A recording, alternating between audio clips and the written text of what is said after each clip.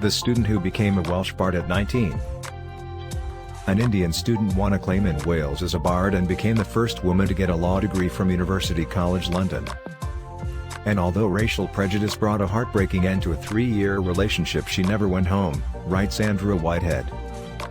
Dorothy Bonarjee was Indian by birth, English by upbringing, French by marriage, and Welsh at heart.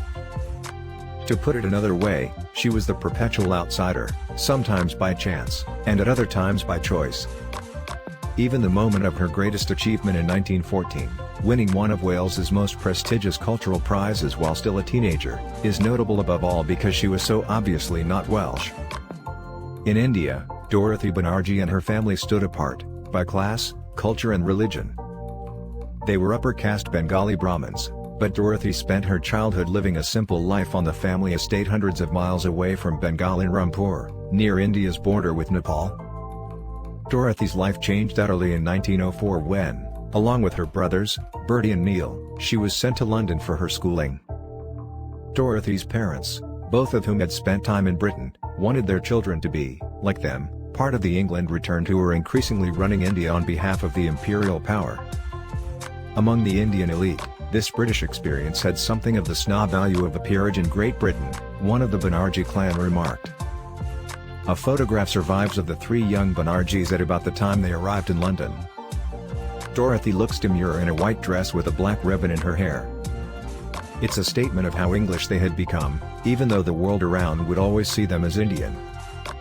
Both daughter and mother were active supporters in Britain of votes for women. And thanks to her mother, Dorothy had a privilege rare in either Britain or India a century ago. She was going to get an education just as good as her brothers. At the time of the First World War, there were about 1,000 Indian students at British universities, says Dr. Sumita Mukherjee at the University of Bristol, who has written a book about England returned Indians.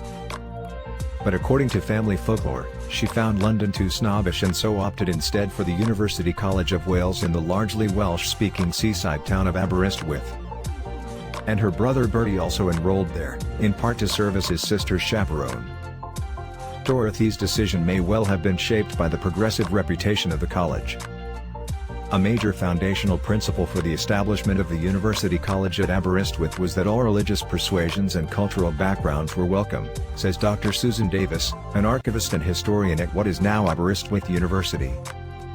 And the college, the oldest of 3 forming the University of Wales, also had an impressive record in gender equality. By the time Dorothy arrived there, approaching half the students were women, a much higher proportion than at most British universities at this time.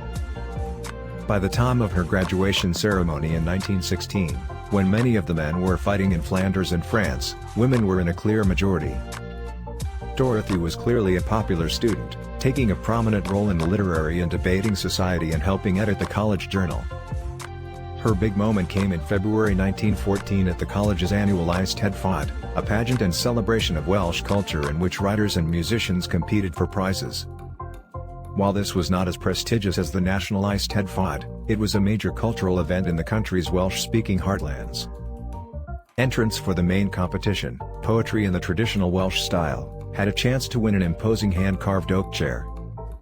Dorothy's parents were present to see their 19-year-old daughter's success. Her father was prevailed upon to address the crowd, thanking them for the way they had received a successful competitor of a different race and country.